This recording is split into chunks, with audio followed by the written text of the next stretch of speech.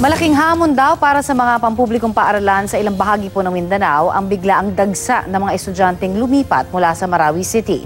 Yan daw ang isa sa mga problemang tinututukan ng DepEd ngayong bagong school year. Balitang hatid ni Mark Salazar.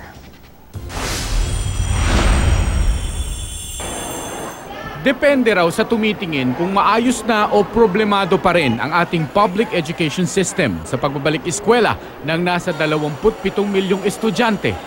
Sa Corazon Aquino High School sa Baseco, Tondo, Maynila, isa sa pinakamalaking high school sa bansa, binuksan ni Education Secretary Leonor Briones ang bagong school year.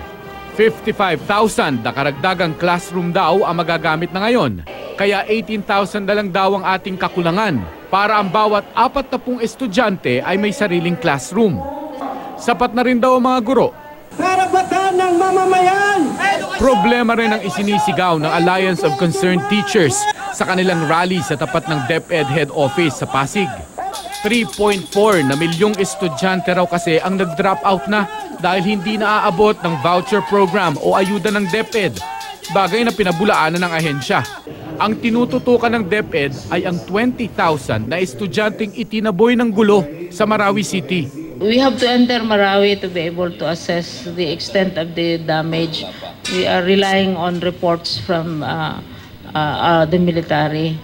Pero wala pang, we can only project that it would be extensive. Hindi rin daw napaghandaan ng mga eskwelahan sa mga syudad ng Iligan, Cotabato, Cagayan de Oro at Zamboanga ang mga lumipat sa kanilang estudyante galing Marawi City.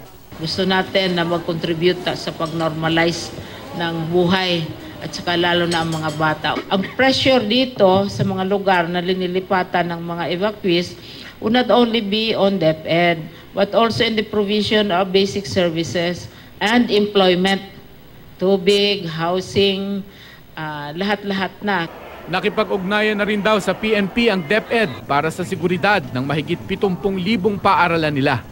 Hindi lang para sa anumang terror threat. Mark Salazar, GMA News.